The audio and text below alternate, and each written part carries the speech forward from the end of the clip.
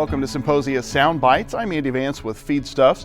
Ahead of the Florida Ruminant Nutrition Symposium hosted by the University of Florida, Balchem hosted one of its mini symposia talking about some important topics in dairy cattle nutrition. Dr. Tom Overton with Cornell University, one of the speakers. Tom, if you had to describe your session at the symposium in just 60 seconds, what would you tell folks you talked about?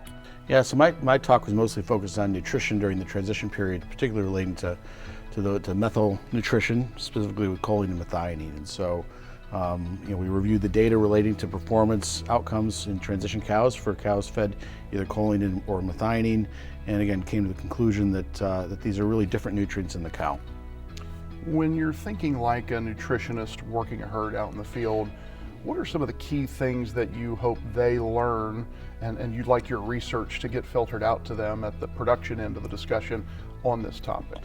Well, again, I think there's been discussion in the field relative to potential interchangeability of these nutrients, and I think the data clearly tell us that they're different.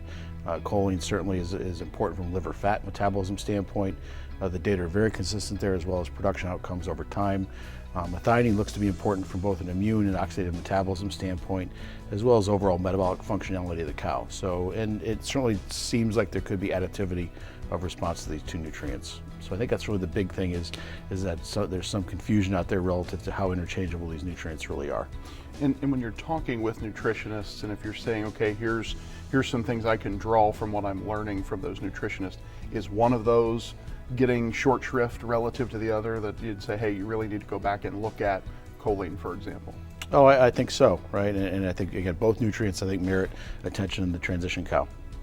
When you're summarizing this, and let's say you had a room full of nutritionists, as you did here in Florida, and you wanted them to take away one action item, so to speak. You said, this is the one thing I hope they all wrote down on the notepad. You've kind of given us the big theme about the interchangeability. What would be your final thought for the nutritionist? Well, I think, again, both stand to give production increases in cows. They work differently.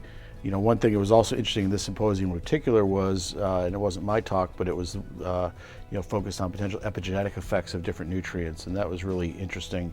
And I think people like me have been guilty over time of not thinking enough about those things in our research, and clearly the effects of what we do pre-calving or during gestation relative to the calf or subsequent production health of the calf, I think clearly needs more look.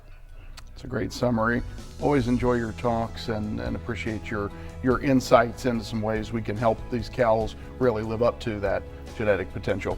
Tom Overton with Cornell University, one of the speakers at the Florida Nutrition Symposium Mini Symposia hosted by Balchem. For Feedstuffs, I'm Andy Vance.